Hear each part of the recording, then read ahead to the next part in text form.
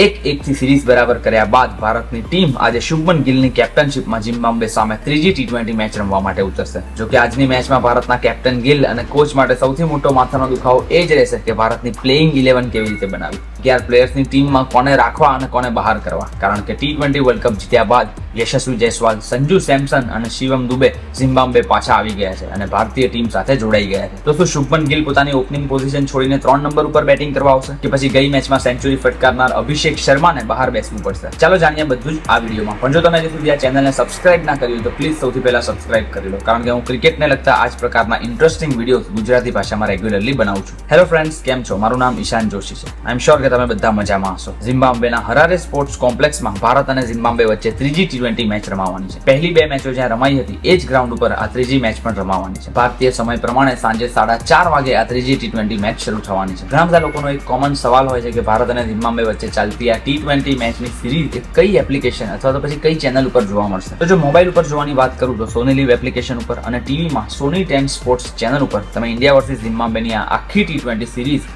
Live stream જોઈ શકો છો. આ ઉપરાંત જો તમારા ઘરે દૂરદર્શનની ફ્રી ટુ એર ડિશ છે તો એમાં પણ તમે ફ્રીમાં ઇન્ડિયા વર્સિસ ઝિમ્બાબ્વેની આ સિરીઝ જોઈ શકો છો. હવે બંને ટીમોના પરફોર્મન્સની વાત કરીએ તો ઝિમ્બાબ્વેની ટીમ પહેલી મેચમાં સારું પ્રદર્શન કર્યા બાદ બીજી ટીમમાં એકદમ જ બેકફૂટ પર જોવા મળી હતી. સ્પેશિયલી તેમના બોલર્સ ભારતીય ટીમની બેટિંગ આગળ બહુ જ નબળા પુરવાર થયા હતા. એટલે આ ત્રીજી T20 મેચમાં સિકંદર રાઝા અને તેમની ટીમ એક સારા પરફોર્મન્સ સાથે કમબેક કરવાનો 100% પ્રયાસ કરશે. ભારતીય ટીમની વાત કરીએ તો પહેલી T20 હાર્યા બાદ બીજી T20 માં ભારત માટે ઓલમોસ્ટ બધું જ પરફેક્ટ રહ્યું હતું. ભારતના બેટ્સમેનોએ રન પણ માર્યા હતા, બોલર્સે વિકેટો પણ લીધી હતી. એટલે ઓવરઓલ એક પ્રોપર ડોમિનેશન સાથેનું પરફોર્મન્સ જોવા મળ્યું હતું. હવે આ મેચમાં આમ તો ભારત માટે કોઈ પ્રકારની ચિંતા ના હોવી જોઈએ, પરંતુ સૌથી મોટું ટેન્શન પ્લેઇંગ 11 બનાવવાનું છે. યસ, એટલે કેપ્ટન ગિલ અને કોચ લક્ષ્મણ સાહેબ પાસે સૌથી મોટો હેડેક એ જ રહેવાનો છે કે ભાઈ કયા પ્લેયરને ટીમમાં રાખવા અને કયા પ્લેયર્સને બહાર કરવા.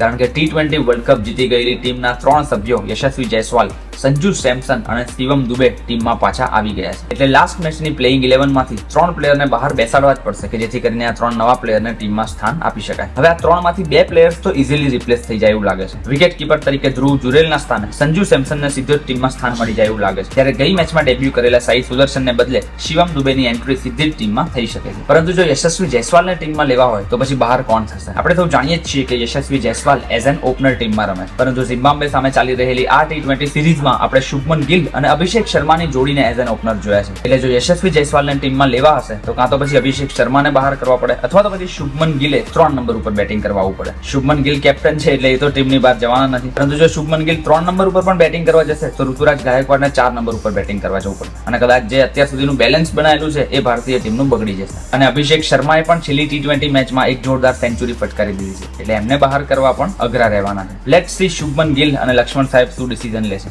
તમને શું લાગે છે ઓપનિંગ કોને કરવી જોઈએ? શું અભિષેક શર્માએ બહાર બેસવું જોઈએ કે પછી શુભમન ગિલે 3 નંબર ઉપર બેટિંગ કરવા આવવું જોઈએ? તમને નીચે કોમેન્ટમાં લખીને ખાસ જણાવજો. જો તમે વિડીયો હજી સુધી જોઈ રહ્યા હોય તો પ્લીઝ વિડીયોને લાઈક કરી દો, વધારે ને વધારે લોકો સુધી શેર કરો અને આ ચેનલને સબસ્ક્રાઇબ કરવાનું બિલકુલ ના ભૂલતા. મળીએ છીએ આપણે ફરી એક વખત આવા જ ઇન્ટરેસ્ટિંગ વિડીયો સાથે. ત્યાં સુધી આવજો.